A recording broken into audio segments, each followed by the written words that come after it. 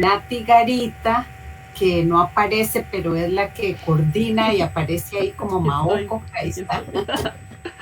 Junto con Nati Garita trabajamos en la Comisión de Intercambio de Saberes del Movimiento de Agricultura Orgánico de Costa Rica y tratamos de organizar estas charlas en temas que consideramos son claves para que crezca la agroecología y la agricultura orgánica.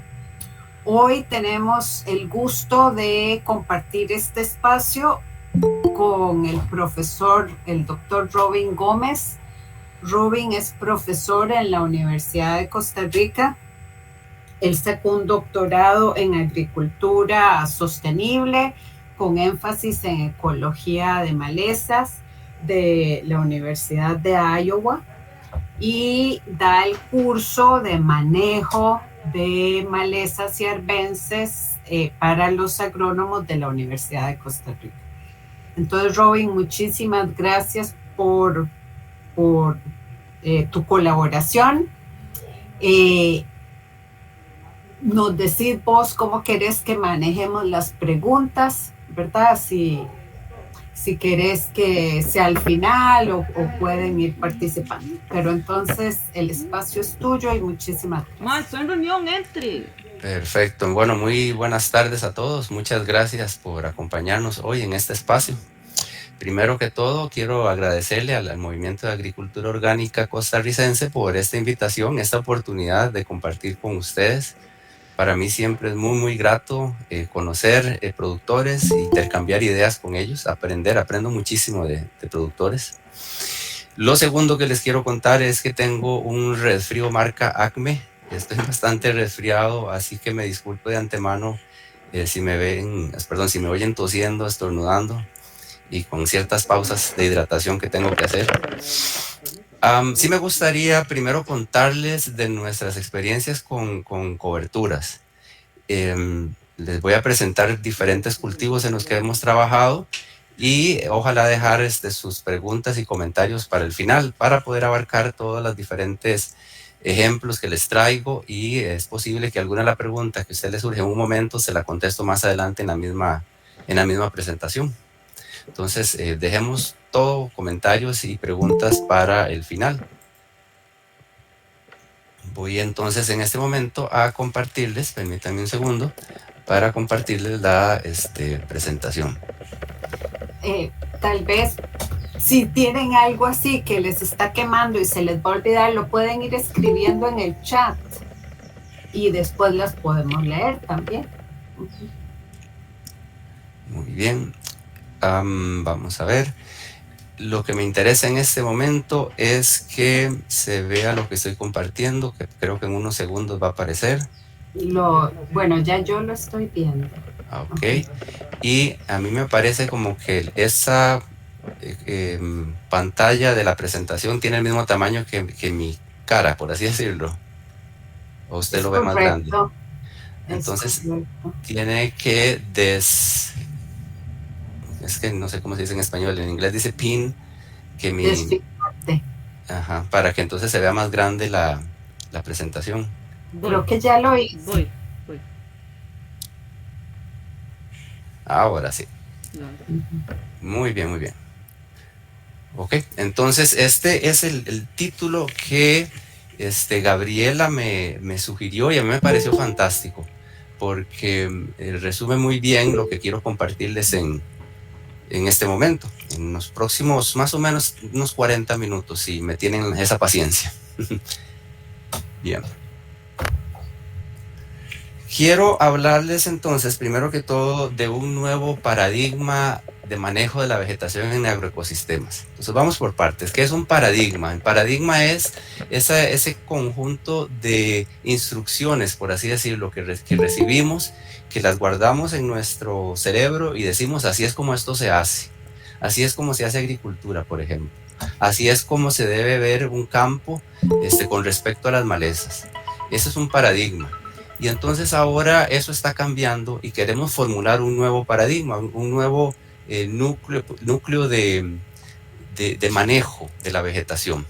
Ahora pongo entre comillas nuevo porque lo que les voy a comentar no es en realidad tecnología avanzada, sino que es algo que se ha venido haciendo por parte de nuestros abuelos y bisabuelos y más para atrás.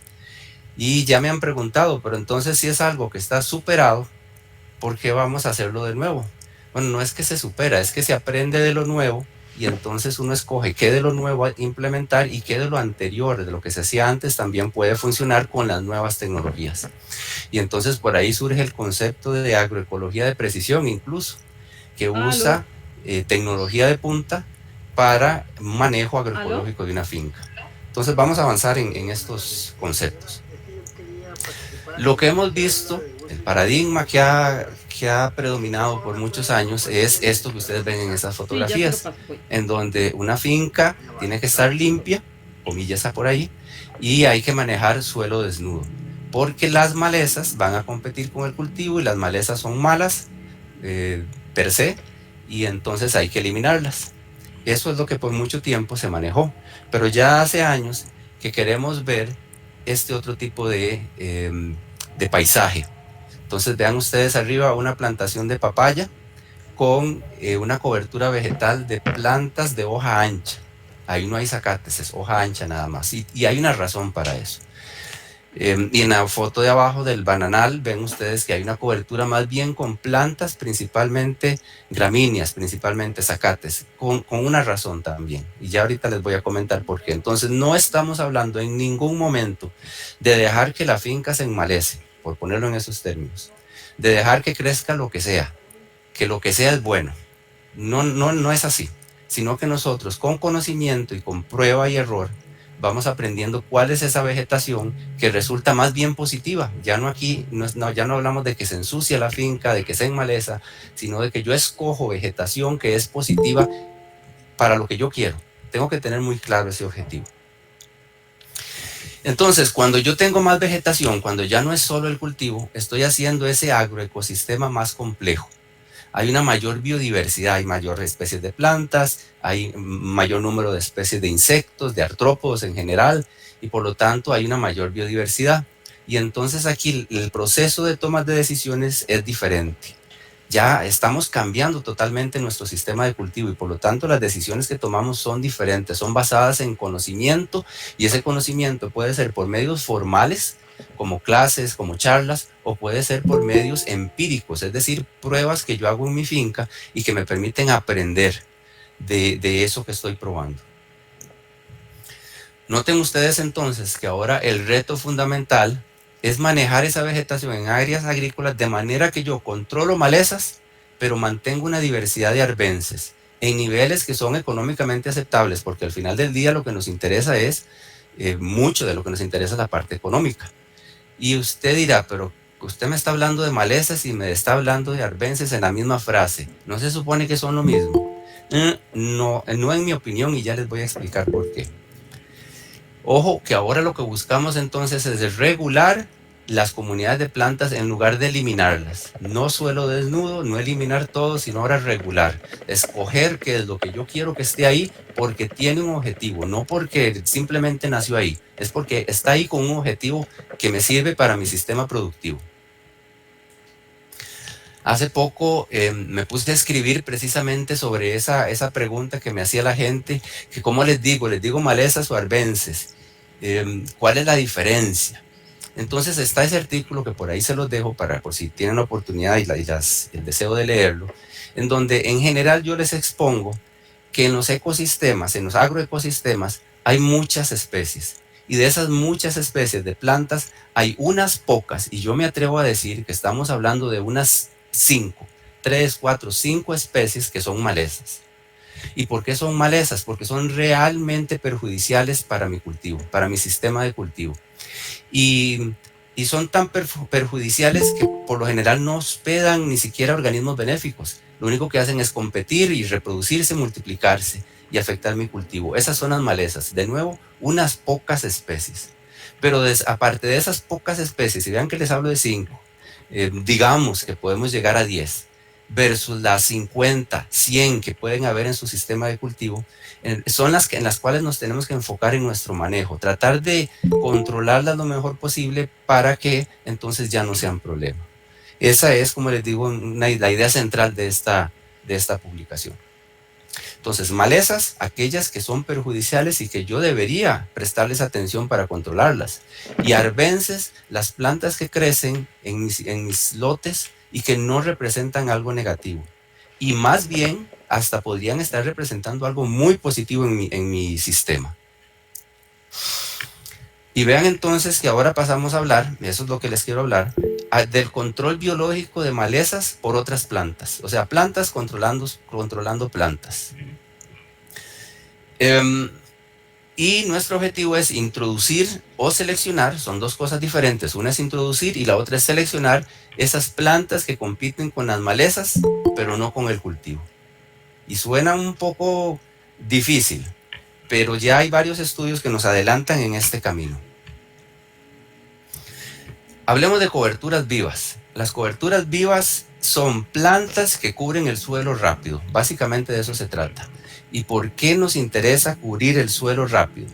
Por múltiples razones. Estas coberturas dan un aporte de nutrientes y materia orgánica al suelo. Y muchos de nuestros suelos están requiriendo esa materia orgánica. Y el aporte de nutrientes lo dan cuando se descomponen, cuando ya sea que son chapeadas o cuando termina su ciclo de vida, que puede ser corto, y botan las hojas y esas hojas se descomponen y devuelven los nutrientes al campo. Y si son leguminosas, mejor, porque las leguminosas son fábricas de fijación de nitrógeno y entonces pueden aportar grandes cantidades de nitrógeno al suelo.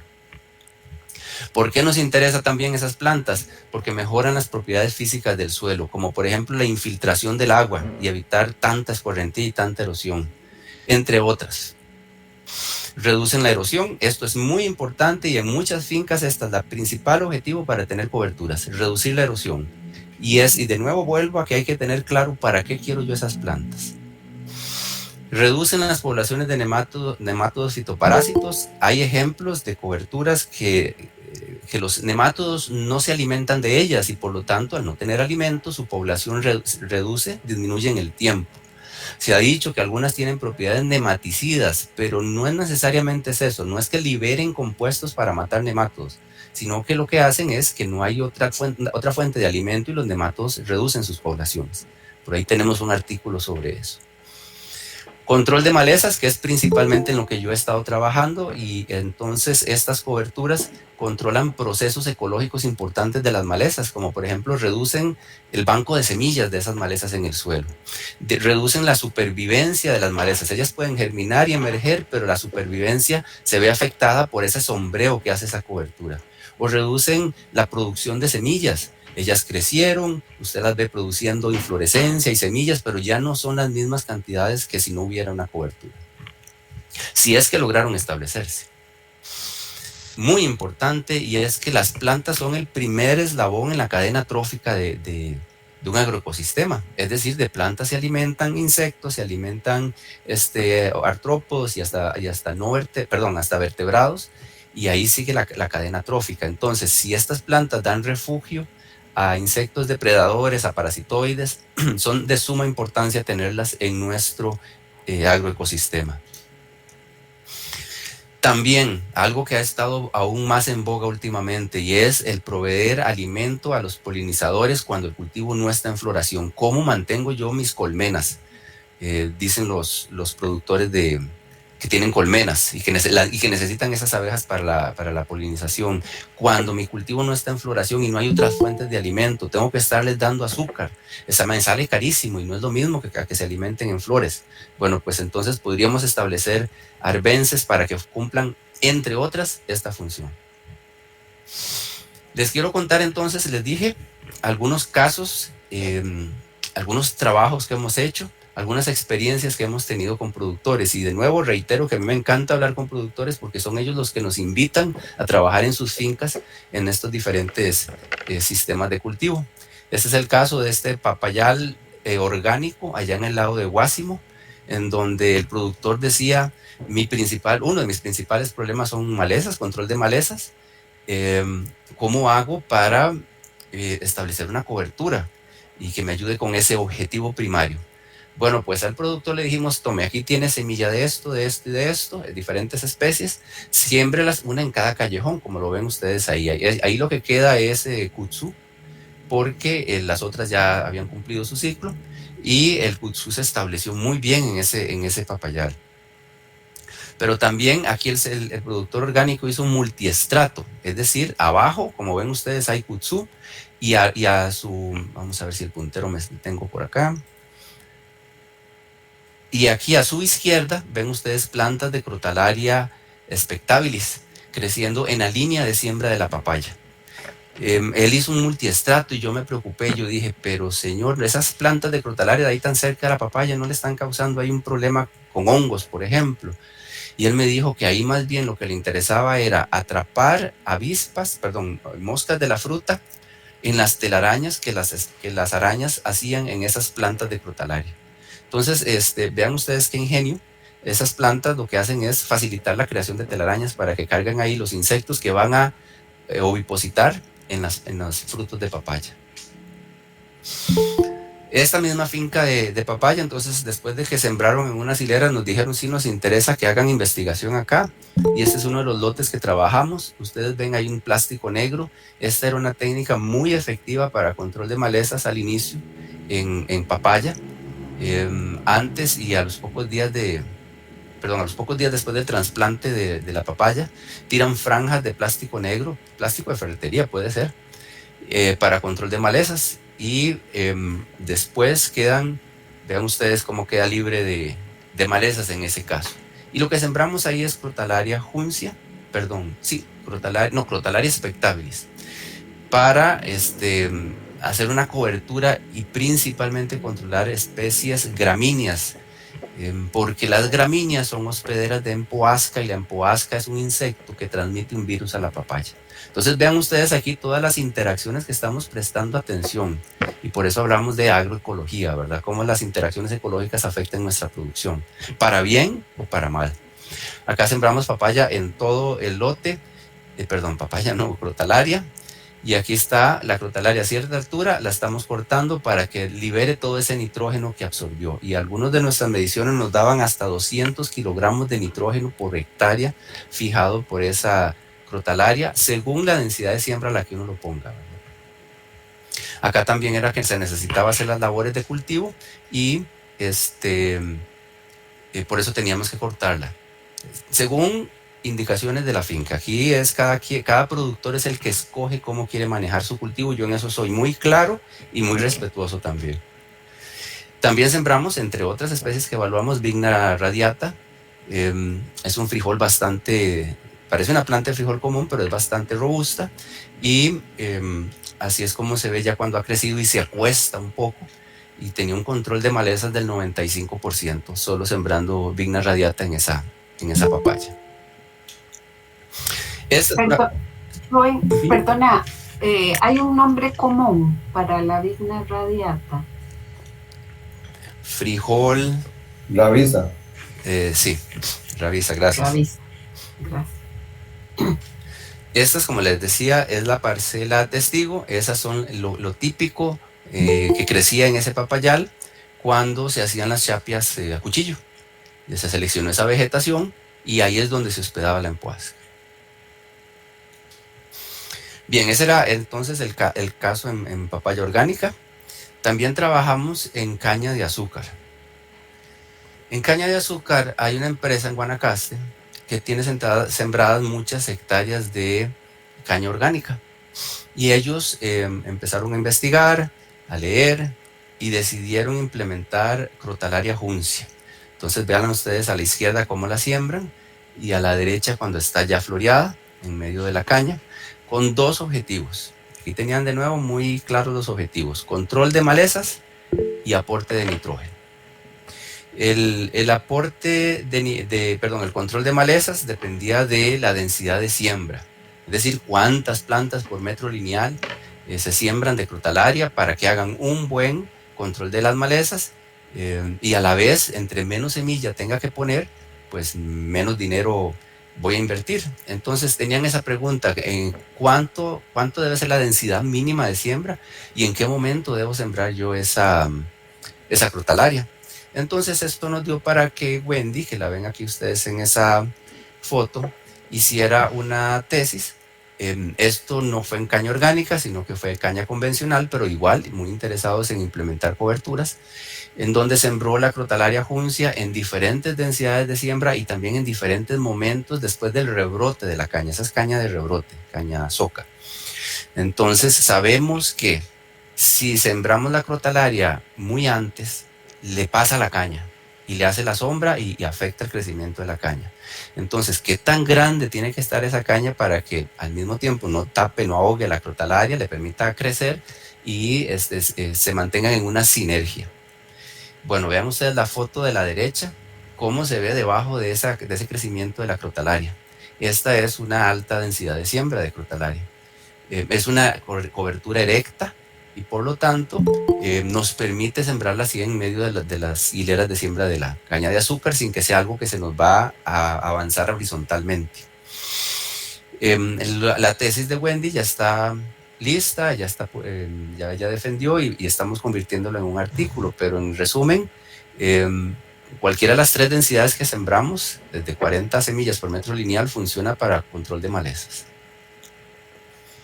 El aporte de nitrógeno dependerá también de esa densidad, cuántas plantas por metro lineal o metro cuadrado hay, porque nosotros calculamos el aporte de nitrógeno según el porcentaje de biomasa. Les pongo un ejemplo. Vigna o Ravisa, que ya vi la pregunta que pusieron por ahí, acumula un 4% de su biomasa es nitrógeno. Entonces, si yo tengo poquitas plantas, ese 4% se me hace poquito. Si yo tengo muchas plantas, ese 4% se me hace mucho nitrógeno. Entonces, es un balance entre densidad de siembra y cuánto nitrógeno quiero que se acumule. Otro ejemplo, y es en piña. La foto de la parte superior es piña orgánica en el lado de Sarapiquí, en donde el productor me invitó a conocer lo que él estaba haciendo. Donde él sembró Vigna unguiculata y la siembra en medio de las camas de la piña. La Vigna unguiculata tira tallos más largos, los entrenudos son más largos y crece incluso, bueno, en donde la querían sembrar y también sobre la piña. Entonces a mí eso me preocupó. Yo dije, pero al crecer sobre la piña no está interfiriendo. Y el productor me dice que más bien es positivo, porque hay cierta época en el año en donde la radiación es tanta que es requerida cierta sombra, y ustedes no sé si han notado que hasta ponen sarán sobre la piña para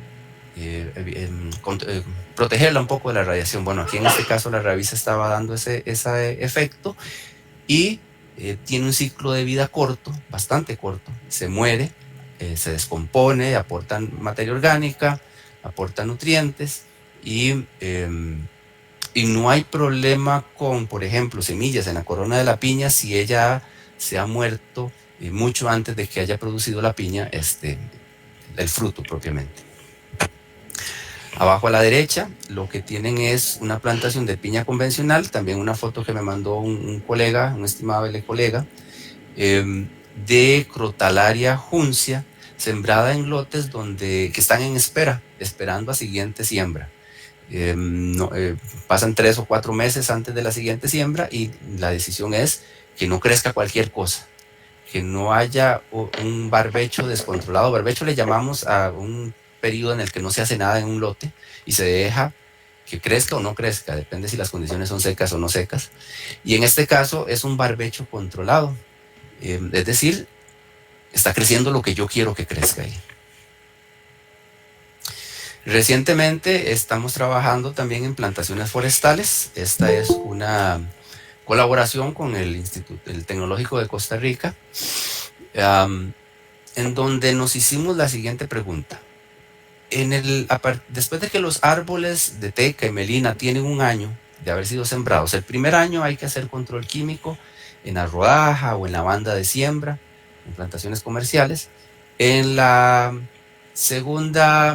el segundo año se sigue controlando en la banda las malezas, la vegetación en general, pero la pregunta es, cuando ya un árbol tiene ese tamaño y sus raíces ya son profundas, ¿estarán compitiendo realmente las malezas o las plantas que están ahí con ese árbol? Entonces nos pusimos a sembrar, nuestra idea inicial era sembrar las leguminosas en la calle, y no en la línea de siembra, sino en medio de líneas de siembra. Y decidimos cambiarlo y sembrar más bien en la línea de siembra para evitarnos la aplicación de los herbicidas.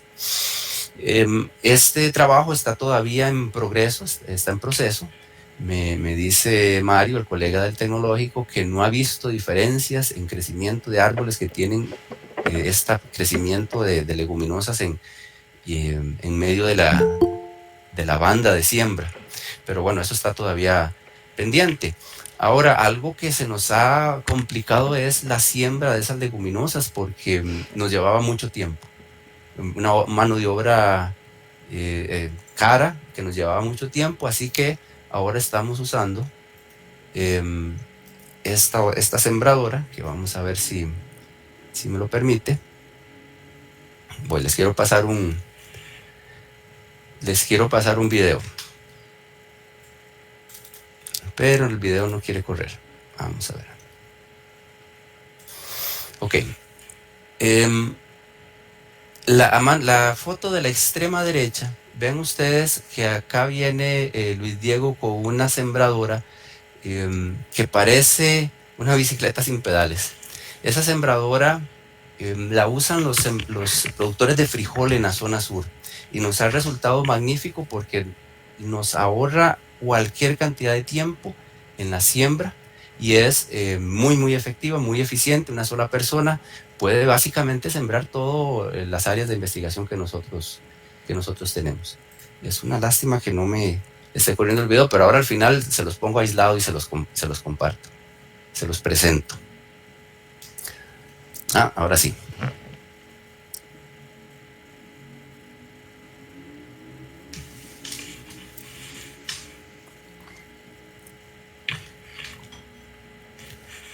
Ok, entonces la hemos podido adaptar, o ella nos permite adaptarla a sembrar semillas tan grandes como mucuna y canavalia, y semillas tan pequeñas como crotalaria. Bien, otro de las experiencias que hemos tenido ya por varios años es la siembra de coberturas en café. Porque en café, como lo muestra la foto de la izquierda, donde está Fiorella, que fue la tesiaria que hizo este trabajo, se está sembrando café a una distancia muy amplia entre las líneas de siembra, y entonces esas amplias áreas permiten que crezcan malezas que son las de interés para nosotros. Entonces hemos estado investigando con coberturas perennes como el gandul, del Cajanus, género Cajanus, y también otras tantas como Vigna y como Crotalaria también. Entonces esta es una tesis también que está por ahí disponible en café. La finca de la izquierda era a más de 1200 metros, la de la derecha a 900 metros, y aquí les menciono la altitud porque eso es muy importante para establecer leguminosas. Las leguminosas de altura son muy escasas, es decir, hay pocas especies que se pueden usar a altura mayor de los 1100 metros cuadrados, 1100 metros sobre el nivel del mar, y entonces esa es una limitante que tenemos por ahora. Esta es Crotalaria spectabilis, podada en una finca de café. Podada, les digo, porque ya tenía más de 1,5 metros de crecimiento, y entonces se podó para reducir esa altura, y los residuos son aprovechados, incorporados. En laderas estuvimos trabajando con Crotalaria spectabilis nuevamente, y aquí estuvimos evaluando diferentes métodos de siembra. Aquí les muestro dos. El más laborioso y pero al mismo tiempo el que da más resultados en cuanto a establecimiento de las coberturas es el que ustedes ven a la izquierda. Este señor con esa herramienta que adaptamos, abriendo pequeños surcos, y ahí sembramos las plantas de interés, pero eso es lo más laborioso. Entonces estábamos probando con lo que lleva Gerardo en la espalda, a su derecha, que es una boleadora de granos. Se puede usar también para fertilizante, pero en este caso estábamos boleando la semilla. Lamentablemente, por la altura, y ahí es donde íbamos aprendiendo, y les digo de una vez que no todo sale bien a la primera, y mi consejo sería: experimente en áreas que usted pueda manejar y en donde pueda perder la semilla por estar experimentando. En este caso, por la altura la crotalaria no creció lo suficientemente rápido y por lo tanto no se estableció bien y no hubo control de malezas. Entonces estos dos métodos no pudimos evaluarlos en realidad porque el problema fue la altura a la que estábamos sembrando. Ahora que tenemos esta sembradora, pues todas las operaciones se nos han facilitado un montón. Y ahí la tienen ustedes ya de más cerca, parece un juguete, le decimos a Luis Diego que es el juguete de Navidad que le compramos. Es bastante sencillo sembrar y muy eficiente. Esta es una finca en Naranjo, de café, en donde estamos haciendo unas pruebas con Canavalia ensiformis. En realidad el que está haciendo las pruebas es el productor, él es muy entusiasta de las coberturas. Seguimos en café de altura intentándolo, no pudimos a la primera, a la segunda nos fue más o menos, esta fue la tercera, en donde ya probamos pastos de alturas, ya no leguminosas. ¿Por qué nos interesan las leguminosas? Por el aporte de nitrógeno. Les dije que son fábricas de nitrógeno y por eso nos interesan, pero no pudimos establecerla después de cierta altura y probamos con pastos como ryegrass, como avena forrajera. La avena forrajera se dio muy bien, incluso hubo que estarla cortando para que no superara el café, porque era café, como lo ven ahí, pequeño, café de 1 año. Que esa es otro detalle, café de 1 año, del trasplante de ese año, es de mucho cuidado y entonces hay que escoger muy bien qué cobertura es la que yo quiero que tenga. Volviendo a Naranjo, donde Eduardo, esta que ustedes ven ahí es la Vigna radiata, la rabiza, sembrada en medio de las hileras de café de 2 años. Vean ustedes qué excelente esa cobertura de vigna. Incluso nos permite hacerle, la de la izquierda, si no me equivoco, tiene una chapia alta, le llamamos una chapia alta, para no eliminarla toda, sino evitar que crezca mucho, pero al mismo tiempo estar de nuevo aportando ese nitrógeno y esa materia orgánica. Probamos también Crotalaria juncia, que se da muy bien en alturas de menor de 1000 metros sobre el nivel del mar. Tuvimos que hacerles podas, como ven ustedes ahí, que es algo que hay que tomar en cuenta ahí en la libreta de costos, ¿verdad? Y esta de acá es Canavalia ensiformis. Vean ustedes ahí como está bien cubriendo el suelo. Y no solo eso, sino que es perenne. Entonces ella botó las hojas en el verano, cuando estaba en lo más caliente y lo más seco. El productor me decía que le había gustado precisamente porque ese mulch, esa cobertura de hojas muertas incluso, le habían evitado la emergencia de malezas de verano. Ojo ustedes el término, malezas de verano. Hay malezas que son muy resistentes al déficit de agua y entonces en verano más bien, como no tienen competencia, están felices y produciendo semillas a lo loco. Y con esta, él le gustó que era posible que controlarlas y que no emergieran en verano. No quiero contar solo lo bueno, también de los fracasos se aprende, o mejor dicho, se aprende mucho de los fracasos. Y estas son fotos que me han compartido productores.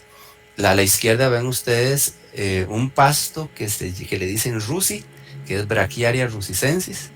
En el país se empezó a experimentar con ella y al inicio se favoreció muchísimo, o sea, la implementación, mucha gente lo estaba implementando porque se decía que formaba cepas y que no se metía en el cafetal, por así decirlo. Y entonces se establecía súper bien, incluso la podaban, como ven en la de la derecha, en el centro se podó y se permitía la cosecha de café, porque al podarla no estorbaba y se podían recoger los granos que caían al suelo. Y entonces, pues al principio fue muy interesante, pero después ya productor tras productor que le he preguntado cómo le ha ido con rusicensis, y por supuesto habrá alguien que le guste, no estoy diciendo que no, pero me han dicho que se han dado cuenta que sí se le mete el café, como ven ustedes acá, que más bien algunos se les ha convertido en un problema. Entonces es importante evaluar, observar, volverlo a intentar y estar muy atento.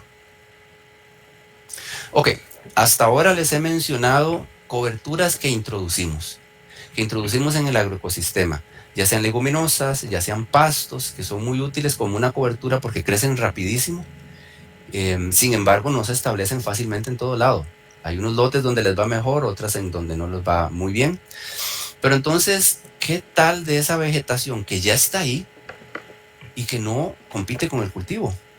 Las llamadas arbences. O aquí estoy excluyendo las que ya les mencioné, que yo llamo malezas, que son aquellas pocas especies que son sumamente perjudiciales. Aquí son las demás, las que están ahí. En inglés se les ha querido llamar como malezas neutrales, porque no hay un término en inglés para arbences. Entonces, que malezas neutrales, que plantas silvestres, que malezas poco importantes, pero nosotros tenemos este término, arbences, que podemos usar para referirnos a estas que son más bien benéficas para el cultivo, o a lo mucho neutro, o sea que no están compitiendo con él. Vuelvo a Naranjo, a la finca de ¿cómo se llama? De Eduardo, y ya veo que son varias personas las que me preguntan que cuáles son la lista de las malezas.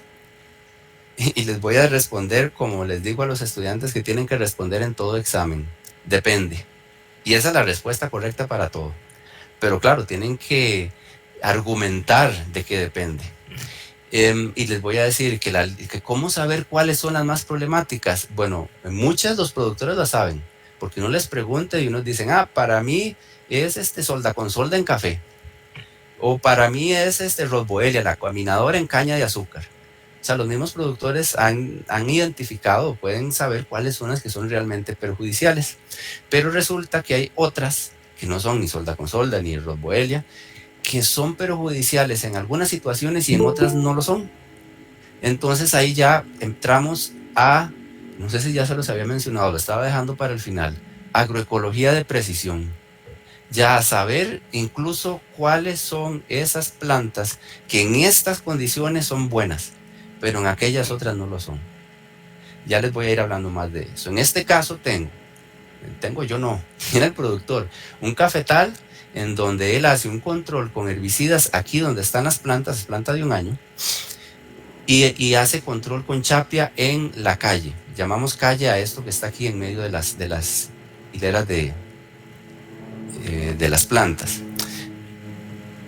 Entonces hace chapias y aquí se han establecido aquellas malezas que toleran la chapia, porque es un estrés que recibe constantemente y ahí solo van a aguantar eso las que se adaptan a ese estrés. Y el productor me dice, a mí me gusta la comelina en café. Ojo, y aquí entonces en esta situación, con este manejo y con el conocimiento que tiene este productor, la comelina es una arbense. En otras situaciones, si me paso aquí a hortalizas, por ejemplo, díganme ustedes que la comelina es una buenesa, que es buena. Qué difícil, ¿verdad? Es sumamente competitivo con hortalizas. Para él ya tiene identificadas 4 o 5 especies que más bien son buenas, porque este productor tiene, además de café, tiene, ¿cómo se llama esto? Tiene abejas para producción de miel. Entonces resulta que la comelina pasa floreada todo el año y usted camina por ahí y tiene que cuidar de no pararse en las abejas, porque aquí de las sembradoras ya les voy a hablar en un momento. Aquí la comelina es positiva por 2 razones: control de erosión y alimento para las abejas. Eso es lo que tiene de positiva esta comelina. Pero no solo comelina, hay otras especies acá también. Y me manda Eduardo esta foto de la izquierda y me dice, doctor, vea qué feliz estoy con mis arbences. Imagínese usted 20 años atrás ver un cafetal así, convencional obviamente. Van a decir que eso está descuidado, que está abandonado ese cafetal. Pero aquí está siendo manejado con propósito, erosión y alimento para abejas. Son los objetivos. Y aquí chapeado a la derecha. Hablando de arbences todavía, resulta que las que crecen en los bordes de las plantaciones también son controladas con herbicidas. A la derecha ven ustedes lo que se conoce como un margen sucio y a la izquierda un margen limpio en la jerga antigua. a la izquierda fue tratado con herbicidas, a la derecha aún no. Pues resulta que los colegas de la ICA, la Liga Agrícola Industrial de la Caña de Azúcar, habían notado, haciendo observaciones en campo, que en cañales como el de la derecha, en donde hay arbences en los bordes, la incidencia de plagas insectiles era menor. Y entonces la hipótesis de ellos es que esas arbences están hospedando insectos benéficos que combaten las plagas dentro del cultivo. Entonces, Ángela dice, yo hago ese estudio. Ángela es en ese entonces estudiante, haciendo este muestreo, aspirando cuánto insecto hay en ese cubo, y después identificando las plantas que hay ahí para hacer una correlación entre las plantas y los insectos que están hospedando en los márgenes de los cañales. Y entonces, más bien, ahora resulta que queremos ver márgenes así como este de la foto de la izquierda, con ese montón de flores, para que hospeden organismos benéficos. De nuevo, hay un objetivo, no es simplemente dejar crecer por dejar crecer, no es que ya no se controlan, es que hay un objetivo, y en este caso es insectos benéficos que me controlen las plagas de la caña de azúcar. Ella encontró, lo hizo en 2 lugares, en Punta Arenas y en Turrialba. En Turrialba encontró 83 especies de plantas, perdón, en Punta Arenas, y en Turrialba 120, porque en Turrialba las condiciones climáticas son diferentes, hay más plantas, pero lo curioso es que las familias de artrópodos son muy similares. Ella recogió 14,000 especímenes y tuvo que ir uno por uno identificando qué era aquello. No es un trabajo para cualquiera. Y por eso es difícil y caro ese tipo de trabajos, de esa correlación arbences con insectos benéficos. Y ella publicó este artículo que también está ahí para que lo consulten, en donde muestra cómo es esa correlación. Y les hago un resumen de los resultados de Ángela. Por ejemplo, hablando de depredadores, en esta planta, en Peperonia pelúcida, se hospedan de la familia de los míridos, que son depredadores. En Murdania nudiflora y en Philanthus urinaria se hospedan de los Dolicopodidae, también depredadores de plagas de caña. Hablando de parasitoides, en Fimbristiles, en pelechino, le llamamos, es esta familia de parasitoides, y también en un zacate, el Panicontricoides, y en ojo de chino, Spermacose levis, los eulófides. Entonces, si yo tengo de estas especies de plantas en una finca de caña de azúcar, debería más bien estar contento, porque son hospederos de organismos benéficos para mi sistema de cultivo. Un ejemplo más de este tipo de interacciones arbences-organismos benéficos. Javier Vargas, en ese entonces estudiante de la UCR, terciario del profesor Javier Solís, investigó la asociación de arbences enemigos naturales para control de la broca del café. De nuevo, objetivo claro, broca del café. Y tenía parcelas con zacates nativos, otras con hojas anchas nativas y otros con un cultivo de cobertura introducido. Aquí hay algunos de los insectos que él recolectó, que son de interés, que son benéficos, controladores de la broca, que estaban ahí en esos frutos. Y en resumen, fue en época seca, entonces es importante ver que había 21 especies de arbences, eran relativamente un número pequeño, pero recolectó más de 6,000 especímenes de artrópodos. Las familias que contienen organismos benéficos, Draconidae, Eulófidae, Formicidae, se relacionan con Videns pilosa, con Melampodium perfoliatum, con Melanthera aspera y con Cidia rombifolia. De nuevo, si yo tengo estas arbences en un cafetal, pues más bien es bueno, es beneficioso, porque me hospedan insectos que me controlan potencialmente la broca. Robin, perdón, ¿podrías dar los nombres comunes de las arbences? De las malezas, de las arbences en este caso, perdón. Ajá. Bueno, aprovecho para hacer un paréntesis de que el otro año vamos a empezar un proyecto para intentar darles nombres comunes a las malezas y arbences.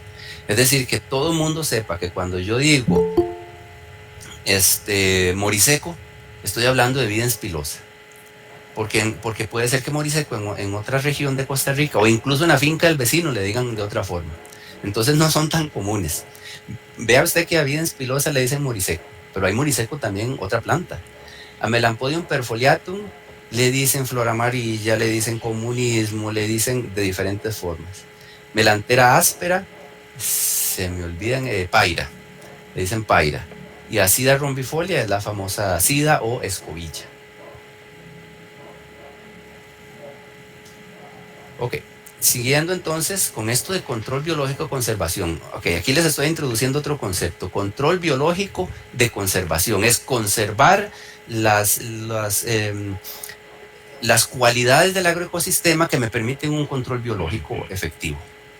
En este caso, Daniela Azofeifa, que es estudiante de maestría en la UCR, está haciendo su trabajo con investigando plantas que hospedan organismos, insectos benéficos, ¿sí?, que controlan áfidos en cebollín. Y ella lo que está haciendo es plantando bordes, ya sea con arbences o con especies introducidas, para hospedar insectos benéficos que depredan a los áfidos en cebollín. Entonces, otro ejemplo más de ya aquí no estamos pensando en las arbences o las coberturas dentro del cultivo. Sería muy difícil establecer vida en spilosa dentro de cebollino, sino que aquí estamos hablando de los bordes. Otro ejemplo más, esto es en banano, que Edgar Valverde, también en su época de estudiante, el que está ahí con una flecha y está con sus profesores, se puso a investigar las bondades de las coberturas en banano. Y entonces tenía tratamientos así como lo ven que a la izquierda, con alguna cobertura o suelo desnudo a la derecha. Entre muchas variables que él evaluaba respiración de suelo, infiltración, muchas variables. Una foto que que él me mandó y que me llamó mucho la atención es con respecto a la erosión del suelo, sedimentación en las parcelas que él tenía donde recogía la sedimentación, la escorrentía. A la izquierda ven ustedes lo que salió de sedimento en una parcela con suelo desnudo, y a la derecha ven ustedes cero sedimento en una parcela con una cobertura. Más bien hasta se ve transparente esa agua, que es de escorrentía, medida en cajas en el suelo. Entonces, definitivamente, si el objetivo es solo prevenir erosión, ya ahí estamos ganando con esas coberturas. No solo nosotros hablamos de esto de permitirle a las arbences establecerse y aportar beneficios, sino que a nivel internacional ya por varios años se han publicado artículos sobre esta hipótesis de que una comunidad de arbences más diversa es menos competitiva con el cultivo, porque ellas sacan a las malezas, y además yo tengo también que estar controlando las malezas hasta que las saquen y ya se establezca esta comunidad diversa. Este es un artículo, por ejemplo, de colegas de Francia y de Italia, en donde ellos llegaron a la conclusión precisamente eso, de que las comunidades donde hay muchas arbences de diferentes especies sacan a las malezas y permiten o mantener el rendimiento comparado con sitios donde no se permite el crecimiento de vegetación, o mejorar el rendimiento. Entonces ya hay literatura internacional que confirma que se pueden mitigar las pérdidas de rendimiento a través de la diversidad de las arbences. Y vean ustedes que ahí ellos ponen weed, que se traduce como maleza, porque no hay un término en inglés para arbense. Muy bien, termino entonces con esta pregunta para ustedes. ¿Cuál es su objetivo al establecer las coberturas vivas en su área productiva? ¿Usted quiere que sean hospederos de organismos benéficos? Bueno, tal vez sembrando solo en márgenes especies específicas, especies que usted sabe que son útiles, cumple ese objetivo. Pero si además de atraer insectos benéficos quiere prevención de erosión, entonces ya ahí sí vamos dentro del área productiva. O si quiere atraer polinizadores, o si quiere aporte de nitrógeno, entonces ya piensa en leguminosas, ya no piensa en pastos, piensa en leguminosas. Y así, según su objetivo, que usted tiene que tenerlo muy claro, usted va a escoger qué es lo que va a implementar. Y, muy importante, lo que funciona para el vecino no necesariamente le va a funcionar a usted. Lo que le funciona en un lote no necesariamente le va a funcionar en ese otro lote. Entonces necesitamos hacer pruebas, darle seguimiento y sobre todo persistir, ser persistentes. Si no funcionó la primera, identificar por qué no funcionó y vamos a hacerlo otra vez.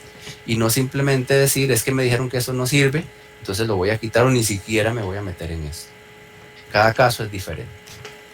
Muy bien, entonces nada más termino mostrándoles o contándoles que en la Fabio Baudry somos 3 investigadores, Antonio, Pamela y mi persona, el grupo de investigación en arbences y malezas, y allá abajo tienen la dirección de la página web, en donde pueden también ver los múltiples servicios que nosotros ofrecemos, tanto en coberturas, en capacitaciones, también trabajamos con herbicidas, claro que sí, y hacemos aplicaciones para teléfono celular de diferentes temas. En fin, ahí en la página web ustedes pueden ver todo lo que les ofrecemos a ustedes en realidad. Muy bien, entonces yo me callo por ahora y Gabriela la dejo a usted a continuación. Robin, muchísimas gracias. Muy interesante ver las experiencias de tantos productores trabajando con ustedes. Creo que quedan muchas preguntas de manejo, ¿verdad? La gran pregunta que todos siempre tenemos en esto está, ¿dónde conseguir la semilla de las coberturas? Y después, eso es cuando las voy a introducir, cómo las voy a manejar, y lo otro es cómo irla seleccionando, ¿verdad? Cuando la introduzco o cuando hago la selección. Son 2 preguntas grandes. Entonces, si querés, empecemos para que nos contes un poquito. Proveedores de semillas, ¿verdad? Hablaste de la crotalaria, de dos vignas, de la revista. Sí, sí. Cuando yo empecé a trabajar en esto, hace ya hace 12 años, la gran limitante era dónde conseguir la semilla. Entonces, por ahí fuimos consiguiendo en el país, fuera del país.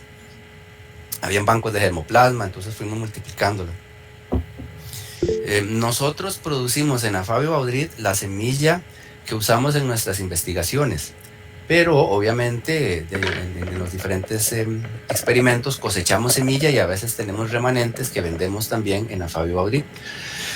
Entonces ahí hemos vendido Vigna radiata, hemos vendido las 2 crotalarias, hemos vendido Mucuna y Canavalia. En este momento tenemos siembra para cosecha el próximo año, pero las cantidades que nosotros vendemos son pequeñas, porque de nuevo no nos dedicamos a esto. Pero pueden estar consultándonos si hay disponible en la Fabio Baudry. Luego, hay productores, hay empresas que venden semilla. Una con la que trabajamos, por ejemplo, es Centro Semillas. Cuando digo con la que trabajamos es que intercambiamos experiencias, no es que nosotros vendemos semilla de ellos ni les remitimos clientes a ellos, sino que como universidad pues comentamos a quienes pueden tener. Después hay diferentes empresas que han importado ya cantidades grandes cuando ellas las van a usar, por ejemplo, pero también hemos pasado de boca en boca aquí, en diferentes chats. ¿Quién tiene semilla en este momento? Necesito, qué sé yo, 20, 40 kilos de tal cosa, y entonces ahí alguien levanta la mano y dice yo tengo. Y veo que ahí en el chat están poniendo números de teléfono. Espero que me den comisión. No, es broma. Es broma, no, la idea es que todo el mundo tenga acceso a esto, por supuesto. Okay. Eso es en cuanto a la semilla. Yo les aconsejo que busquen con anticipación, porque a veces me han preguntado por semilla y un mes o semanas antes de que planean sembrar. Ya sabemos que las siembras van a ser por ahí de mayo, entonces desde noviembre, diciembre estén buscando y preguntando quién tiene semilla. No lo dejen hasta el final, porque ya, es más, les cuento que ya por ahí de febrero poca gente tiene semilla. Ok, muy bien. El establecimiento, Gabriela, no les hablé, pero el establecimiento es muy variable. Por ejemplo, hay fincas en donde nosotros hemos sembrado y luego no hay que hacer absolutamente nada. Eso germinó, emergió y cubrió. Hay otras fincas en donde hemos sembrado, eso emerge muy bien, pero después hay unas malezas agresivas que tenemos que controlar, ya sea por medios mecánicos o hasta con herbicidas. Y hay fincas en donde nos ha pasado que son los insectos los que se vienen a comer las leguminosas. Entonces, y otras en donde no pasa nada. Entonces, por eso yo les decía, los que funcionan en un lado no necesariamente funcionará de la misma forma en otro lado. Entonces, el establecimiento en sus etapas primer mes, es muy importante, porque ya después, ya ella se fue. Yo les digo a mis estudiantes que lidiar con malezas, por ejemplo, es como una carrera de 100 metros plano. Entonces, es muy rápido, y si usted le dio 2 metros de ventaja a su oponente, ya no lo alcanzó. Entonces hay que estar muy atento en el establecimiento, es muy importante, y ya después ellas se van. Ok, muy bien. Tenemos bastantes preguntas en el chat y una mano levantada. Mientras recopilo las preguntas, le doy la palabra a Juan Rafael Muñoz. Por favor, si pueden hacer las preguntas cortas para que podamos hablar bastantes. Juan Rafael. Buenas tardes, ¿me escucha? Sí, perfecto. Ok. Primero que nada, para agradecerles, muy buena la presentación y las actitudes. En el caso mío, yo soy del gremio de los pitalleros, entre otras cosas. La pitaya mantiene una relación muy grande de áreas pararbenses. Yo he estado siendo influenciado para manejar esa cobertura 30 centímetros, sea lo que sea, para ver cómo se va mejorando. A veces me cuesta, porque los mismos empleados no entienden que la cosa no es tener todo pelado. Pero con eso estoy. ¿Aló? Sí, muy bien, don Juan Rafael, me parece bien su pensamiento. Y usted acaba de tocar un tema importante, y es lo que yo mencionaba con eso de esa palabra así medio de domingo de paradigma. Es que eso es lo que nos acostumbraron, ¿no? Eso es lo que la gente está acostumbrada a prácticas en donde el suelo tiene que estar desnudo, y si no es así, como que no me suena, como que no está bien. Entonces es un proceso, ¿no? De aprendizaje de todos.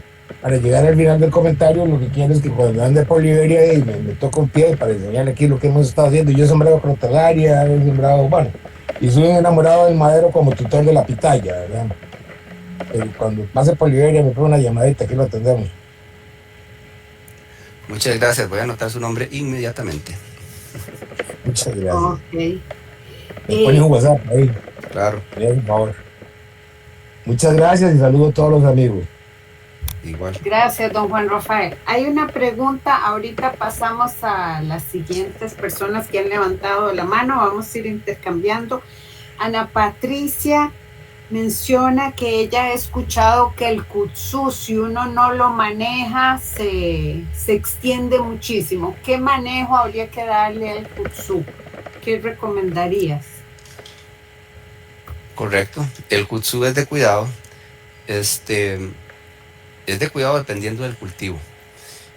Es una perenne y se establece muy lento. Nosotros hemos hecho, bueno, se los enseñé de hecho, ese multiestrato en donde sembramos el kutzú y una crotalaria. Que el kutzú vaya creciendo despacito allá abajo, y la crotalaria es la que es anual y la que crece rápido. Después la crotalaria se corta para que las hojas y demás liberen los nutrientes, y el kutzú se termina de establecer. Esa fue nuestra experiencia en papaya. Pero de kutzú experiencias tienen la gente de palma aceitera de décadas, ¿verdad? De nuestra experiencia hay que cada cierto tiempo estarlo cortando, bajando, por así decirlo, para que no se suba en los cultivos. Sí hay que darles manejo, no es una cobertura viva, no es algo que de nuevo se deja crecer a la libre, sino que sí requiere manejo. Ahora, cuando yo presento que nosotros usamos kutzú en Costa Rica y estoy presentando en Estados Unidos, se les para la peluca y dicen, jamás, ¿cómo se le ocurre? Porque ella es una invasora que le pasa por encima a los carros y a las casas, literalmente. Entonces, sí, hay que darle manejo. Con chapia, en el caso de plantación orgánica, lo hemos hecho nosotros. Muy bien, muchas gracias, Ana Patricia. Espero que eso contestara tu pregunta. Ahora le damos la palabra a don Álvaro Carmona. Sí, muy buenas tardes. ¿Me escuchan bien? Perfectamente, don Álvaro. Un gusto saludarlo. Muchas gracias, muy amable. Rubén, un placer saludarte, agradecido con tu participación el día de hoy, que he disfrutado muchísimo, y quería hacer 2 aportes concretos. Como ustedes saben, las prácticas de los cultivos de servicio es una práctica que se ha venido incrementando.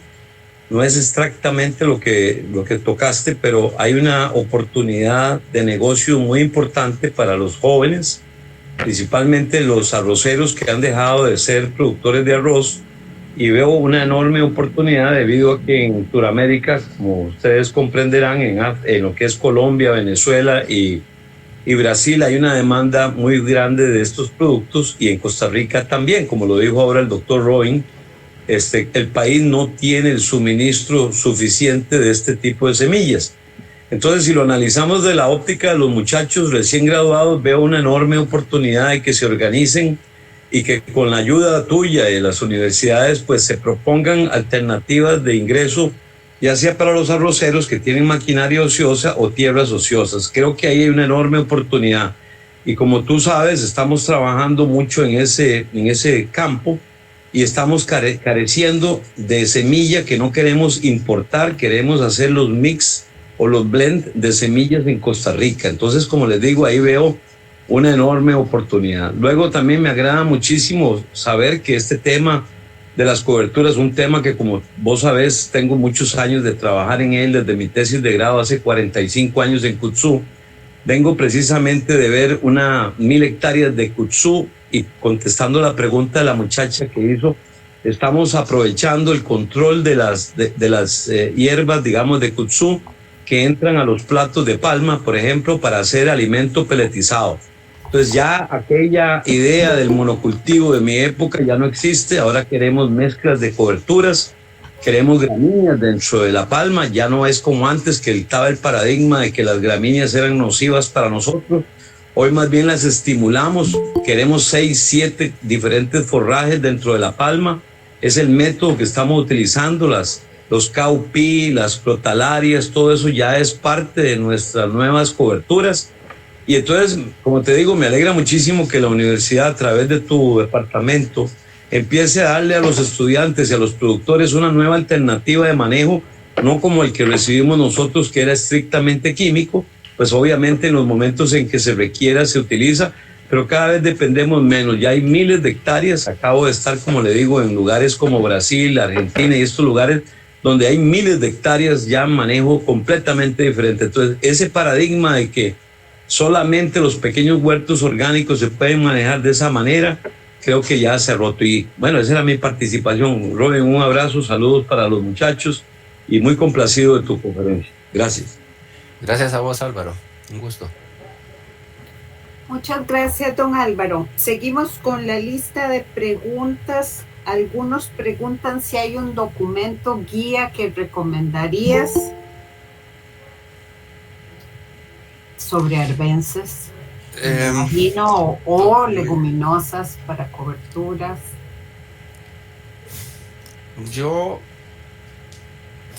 Sí, ese es un buen reto, más bien. Es un buen reto poner estas charlas que hemos estado dando por escrito, ¿verdad? Porque mis consejos siempre cuando alguien me llama y me dice, tengo una finca de tal cultivo, ¿qué siembro?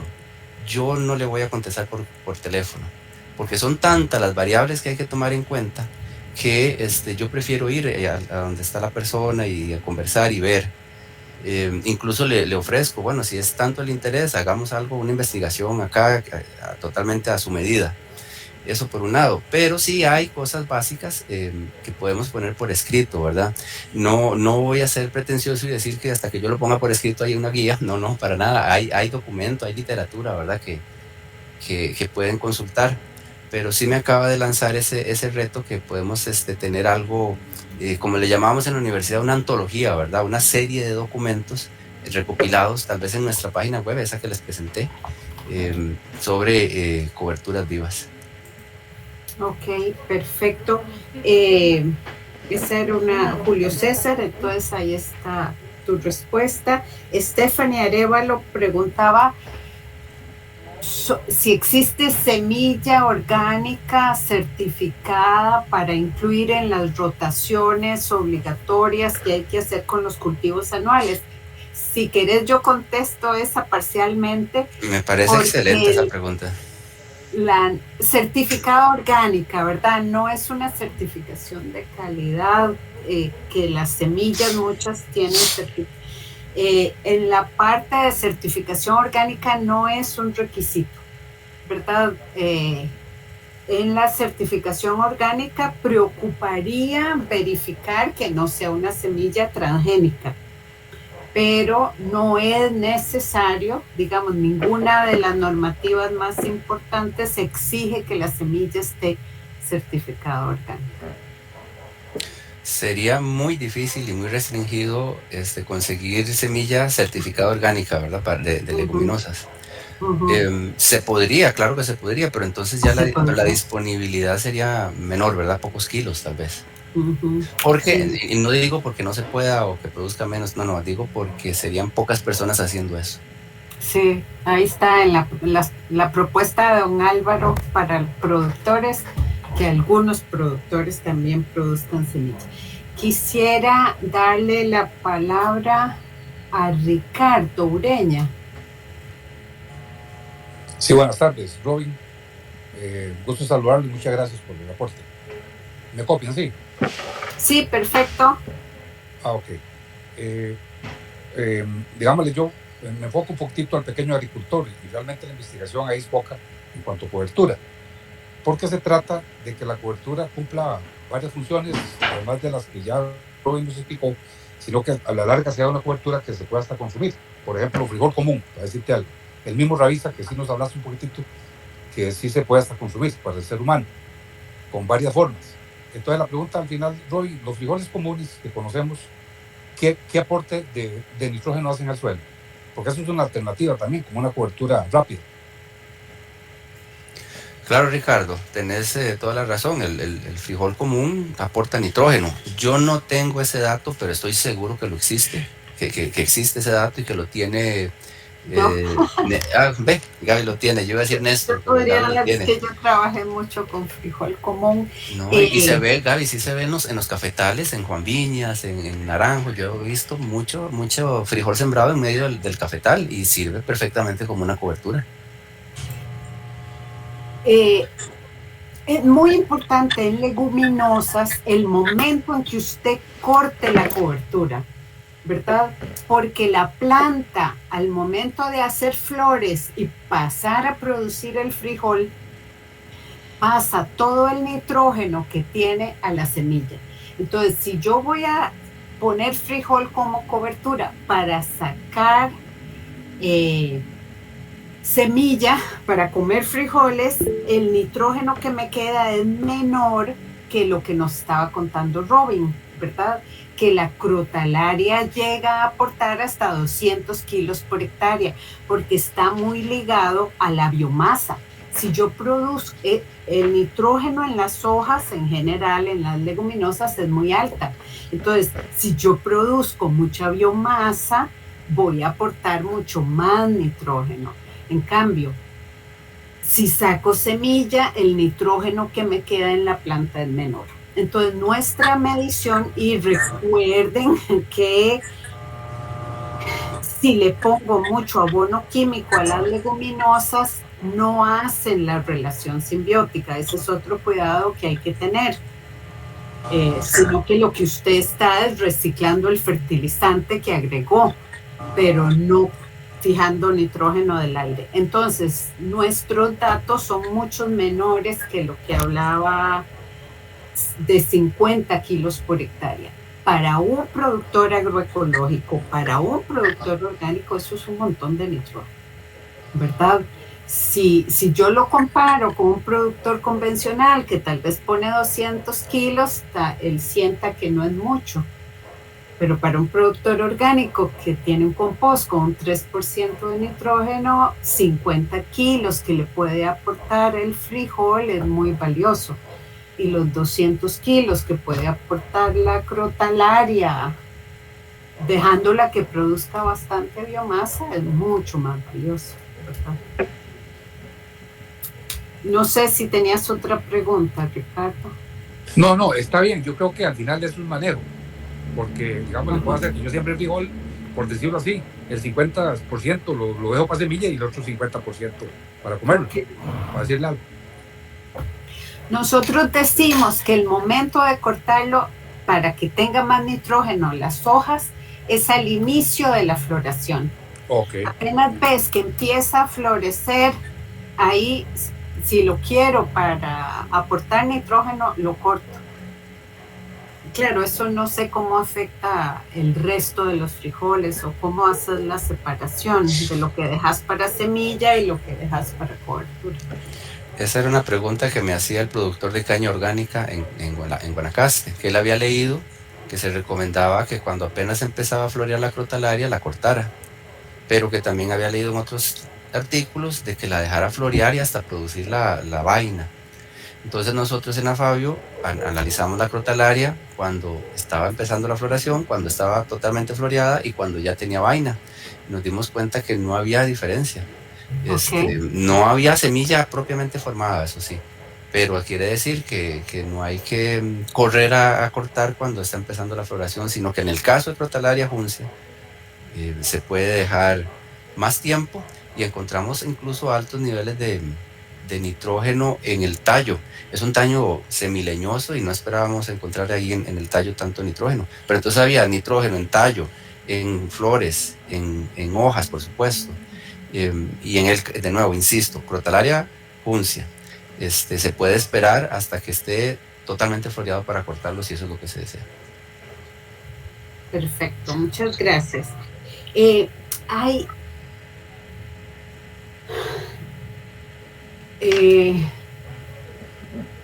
Estaban buscando arbences nativas para altura. López Miranda preguntaba arbences para el Cerro de la Muerte y Orlando nos decía para tierras altas no han probado con fabáceas. No sé si viste la pregunta de Orlando. Sí, Orlando nos estaba sugiriendo y Rincosia. Vieras, Orlando, que de Calopogonium no se consigue fácilmente semilla. De hecho, para altura cuesta. Estábamos probando trébol, diferentes tipos de trébol. Déjeme acordarme cómo se llama el trébol. Trifolium. Estábamos trabajando con Trifolium porque se usa mucho en Estados Unidos y en Europa, en zona templada, pero cuesta conseguirla y no nos dio buen resultado en cuanto a germinación y emergencia. No sé si era la semilla, no sé si fuimos nosotros, pero no me funcionó el trébol. Y ahora estamos probando con Vicia villosa para altura y vamos a ver qué tal nos va porque apenas estamos empezando a conocerla. La he visto sembrada en zona alta de Cartago, 2800 por ahí, haciendo una excelente cobertura, pero queremos afinar densidad de siembra, manejo y demás. Pero entonces ahí seguimos todavía lidiando con las de altura, no nos vamos a dar por vencido. Tiene que haber. Ok, y para el Cerro de la Muerte no conoces. El Cerro de la Muerte serían nativas, ¿verdad? Serían nativas, pero no, la verdad es que no conocemos. No tengo datos de ahí. Más bien pero se da mucho por observación también, Gaby. Hay productores que dicen, no, es que esa a mí me gusta por estas y estas razones. El mismo productor la escoge porque la ha visto, la ha estudiado, ¿verdad? Ok, perfecto. Vamos a pasar. Hay una mano levantada de doña Marieta. Sí, la de Marieta Murillo. Marieta. Hola. Perdón, es que mi micrófono no quería funcionar. Soy una persona con discapacidad visual, entonces no me toque. Creo que ya. Buenas tardes a todos. Gracias por esta charla. Me la pasaron de un grupo de la ERT, Nutriendo el Futuro. Soy de Grecia. Nosotros producimos lechuga, hortalizas de hoja más que todo. Yo tengo discapacidad visual, mi esposo tiene una discapacidad física en las rodillas, entonces utilizamos el sistema NFT en tubo.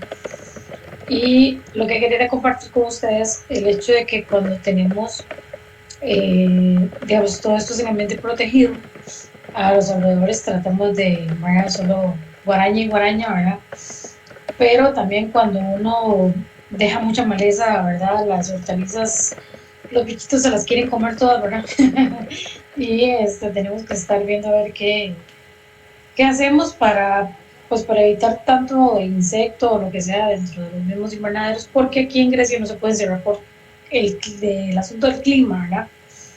Pero quería contarles que nosotros no tenemos piso en los invernaderos, lo que tenemos es tierra, y lo bonito que es mantener cobertura verde debajo de las camas y cómo se refrescan los invernaderos en verano gracias a esto, ¿verdad? Nosotros utilizamos agua potable, pero para mojar los suelos utilizamos agua de río, porque esa no nos funcionan los sistemas, por el clima se sube, se proliferan bacterias y demás, entonces no funciona con agua de río. Obviamente no es un agua que se desperdicia, porque se gasta por completo en los tanques. Y entonces quería contarles, y qué bonito que dicho que me dieron la oportunidad de conectarme, porque nosotros hemos pensado en utilizar los suelos de los invernaderos con otra cosa. Y entonces, ahora que estaban hablando sobre frijoles, que voy a decir a mi esposo que los vamos a sembrar frijoles, a ver si funciona, porque igual en esas partes no entra mucho sol, ¿verdad? Entonces, si tuvieras algún consejo para lo que son hortalizas de hoja y algo así extra, pues se lo agradezco. Y si no, pues créame que me llevo muy buenos consejos. Me encanta ver cuando la gente empieza, ¿verdad?, a hacer todas estas cosas y mantener esos caminitos verdes. A mí me encantan los caminitos verdes. Entonces, de verdad que muchas gracias. Muchas gracias a usted, Marleta, por compartirnos su experiencia. En el caso me llama la atención que diga usted que mantener vegetación en el invernadero le reduce la temperatura. Ese es el caso de nosotros en Guásimo, por ejemplo, donde hacía mucho calor. Estábamos evaluando coberturas en la plantación de papaya, y cuando salimos pasamos a un área, otra parte de la plantación, en donde habían controlado con herbicidas y estaba solo desnudo. Y el choque térmico fue realmente notorio. El pasar de un lado que estaba fresco a pasar allá era como si hubiéramos salido de una casa al aire afuera, ¿verdad? Sí, claro. Entonces, definitivamente hay una regulación del microclima en donde sea invernadero o sea campo abierto. Sí, de hecho, dentro de los invernaderos de nosotros a veces aparecen ranitas heladas. Y ellas también nos ayudan a controlar pues las plagas. Y es muy interesante, como que mi esposo se pone a ponerle nombres y toda la cosa, y se nos ha perdido. Yo me imagino que a alguien le habrá llegado la rana en una lechuga, porque son muy chiquititas, pero nosotros les hemos dicho que si va alguna, pues que nos la devuelvan, ¿verdad? Pero sí aparecen por ahí, verás que vacilón. Sobre todo en estos tiempos que se pone como más frío, es que llega la ranita helada. Esa no está todo el tiempo, pero sí es algo muy bonito. Se nos hacen como micro hábitats ahí y toda la cosa, pero es un proyecto muy limpio, o sea, porque es hidroponía, es cierto que no es orgánico, pero nosotros tratamos de producir, somos Bandera Azul 3 estrellas, y de producir, digamos, las sales de hidroponía sí se utilizan, ¿verdad? Eso no es orgánico, pero en la parte de arriba sí tratamos de usar todo lo que sea posible, lo más biológico posible, ¿verdad? Para que yo también yo tengo conejos y hay huilos y toda la cosa, entonces aquí todos comemos, así que si todos comemos sano. Excelente. Tocaste un tema, o fue en mi imaginación, Robin, coberturas que soporten sombra, eso es un gran reto. ¿Has evaluado algunas? Curiosamente, Palmatica le interesaba precisamente eso, tener opciones en cuando ya las plantas de palma crecen y cierran, y cuando ellas cierran estamos hablando de una reducción del 90% de la luz. Entonces nosotros simulamos sombra con diferentes coberturas, y hay una que es magnífica a la sombra y se llama perdón, espérese para concentrarme, estoy pensando en varias cosas. La inolvidable. Espérese, sí. Y se llama la pega pega. ¿Cómo se llama la pega pega? Bueno, Desmodium. Ajá. Sí. Entonces, definitivamente, y también lo vimos en plantaciones forestales que han cerrado. El Desmodium es una perenne y usted la puede chapear, y entonces donde caen los pedacillos, ahí muchos pegan. Entonces esa es una cobertura que tolera sombra. Luego estuvimos evaluando Calicia repens, que es una arbense típica del Atlántico, de sombra, de humedad. Esa la evaluamos como una potencial arbense para banano, para la zona atlántica. Hay que tenerle su cuidado porque ella es muy agresiva y podría más bien excluir a otras especies, pero para ciertos lotes pues puede ser muy, muy útil. De hecho hay algunas bananeras allá por el lado de Cariari que tienen calicia. ¿Y sabes el nombre común? No, o el que le usan allá. No, sé que en Colombia le llaman chorrillo. No sé el nombre común, calicia. Okay.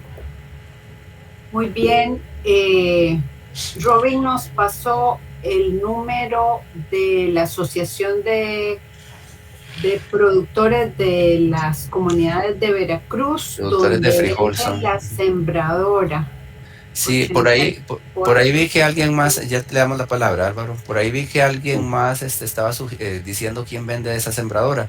Yo no le estoy haciendo publicidad a la gente del sur, sino que simplemente les comento que ahí es donde nosotros la compramos y nos ha salido magnífica. Don Álvaro.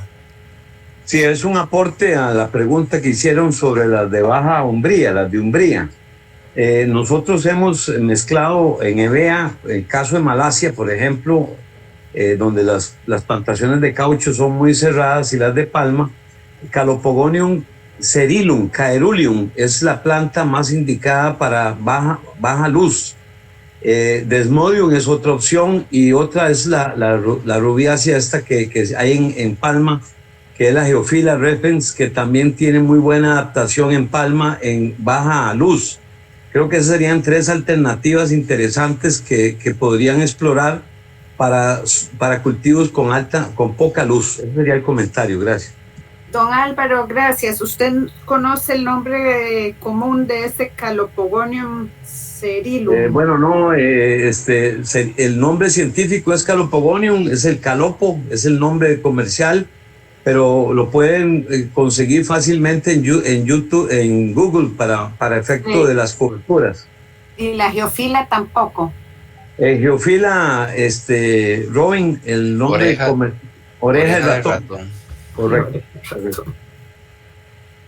Sí. Es una excelente cobertura porque aguanta poca luz y aguanta alta humedad, encharcamiento, incluso superficial. Gracias.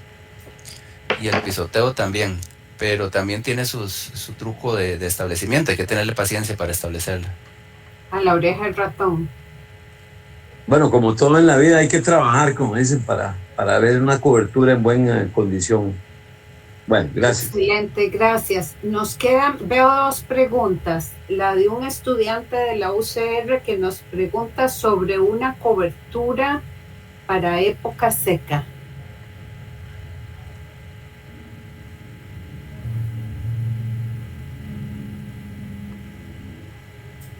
Robin. Sí, estaba leyendo que decía pastos, pero no, ya entendí. En época seca, bueno, la siembra en época húmeda y tolera época seca. Un ejemplo es la canavalia, Canavalia ensiformis. La frutalaria no, porque se defolia.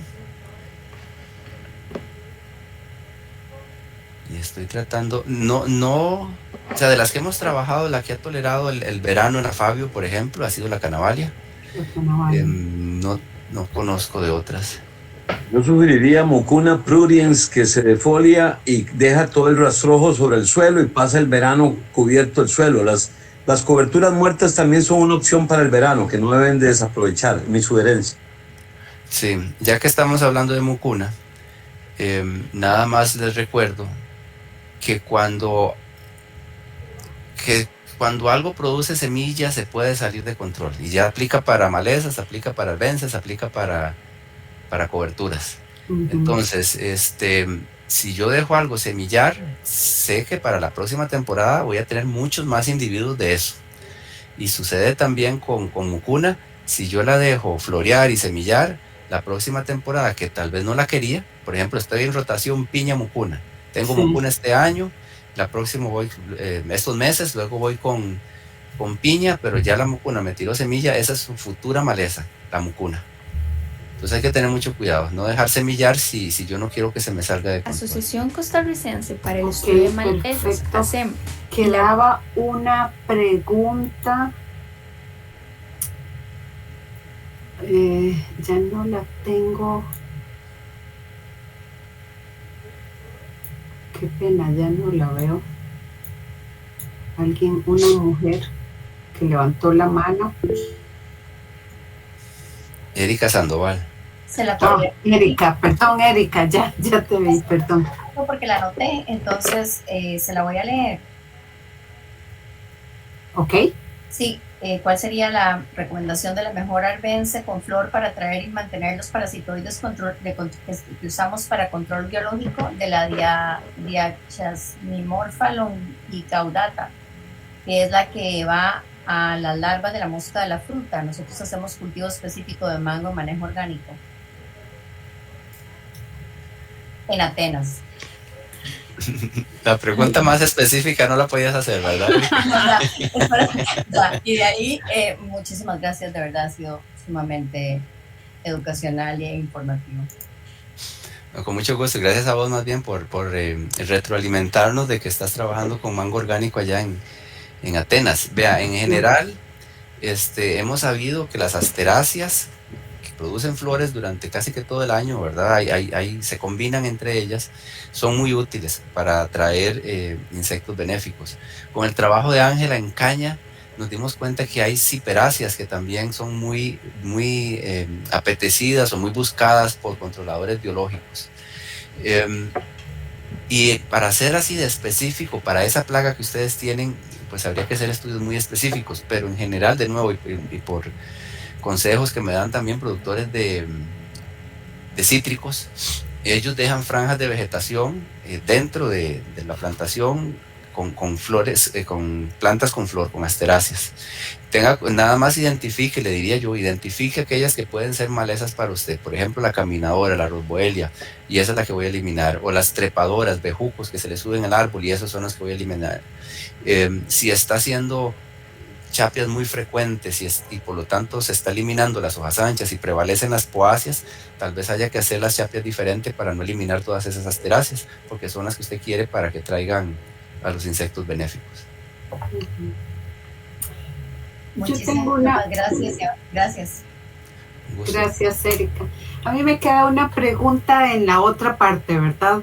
Yo no voy a introducir a nadie, voy a manejar las arbences. La experiencia nuestra es que al irse transformando el suelo de la finca con más materia orgánica, las arbences van cambiando y en general las gramíneas, las poáceas se van reduciendo y se van estableciendo hojas anchas.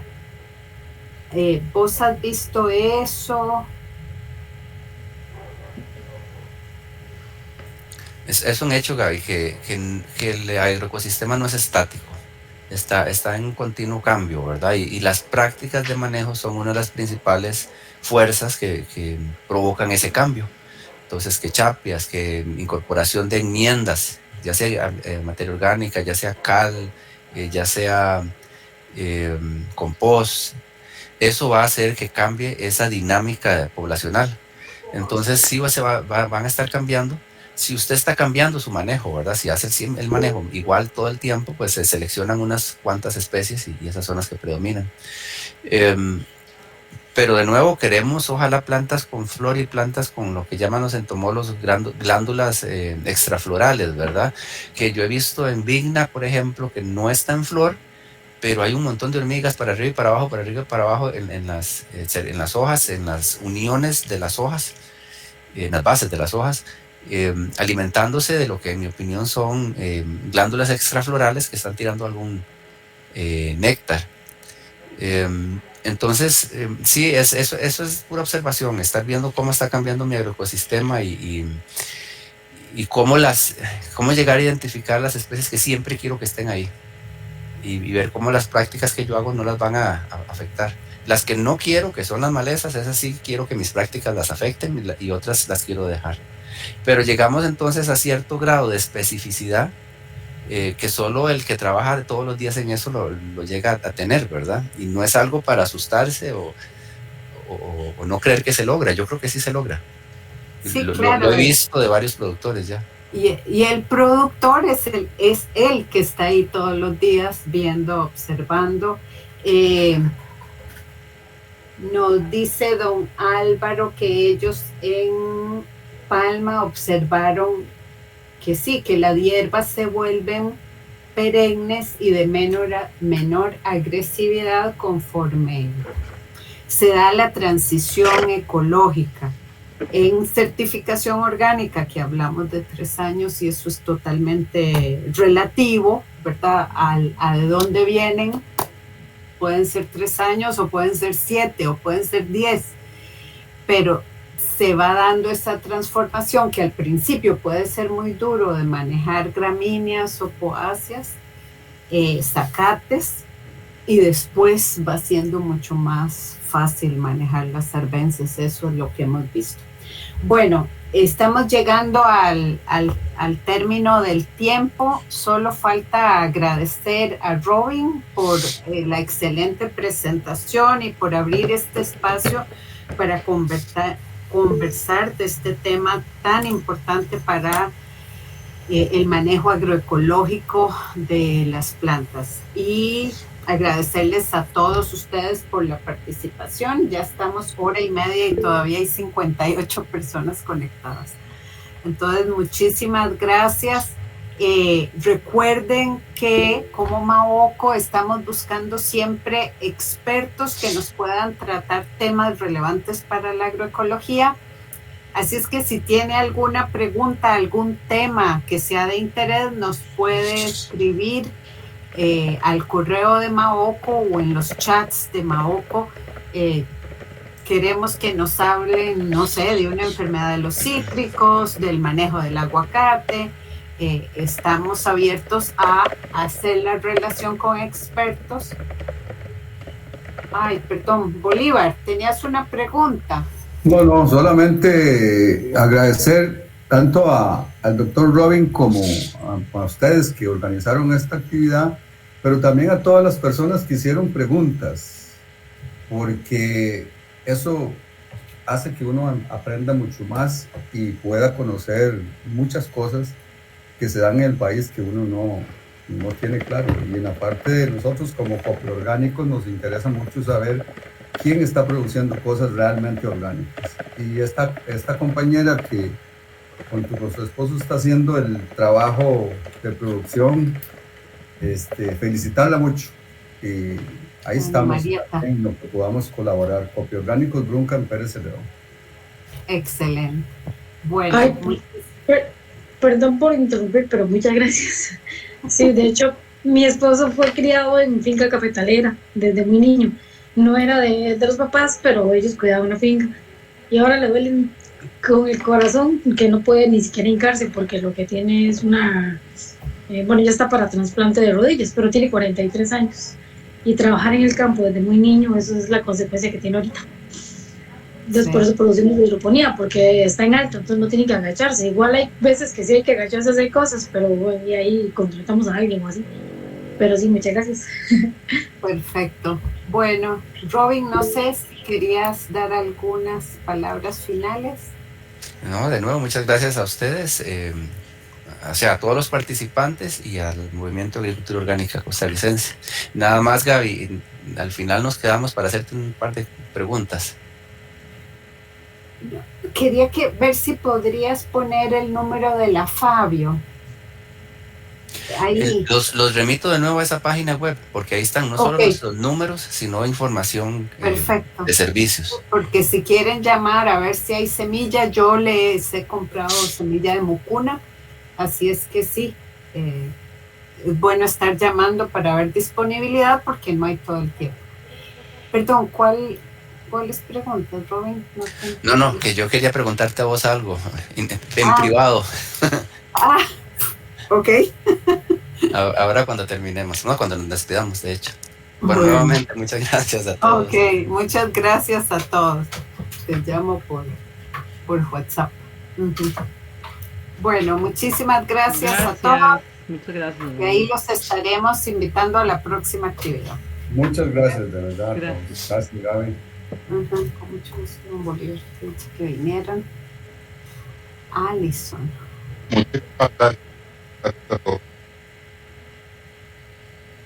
Estaba Manuel también.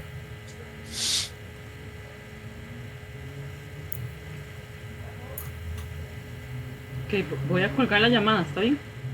Perfecto. Ok, sí, chao. colgalo ahí. Chao, chao. Chao.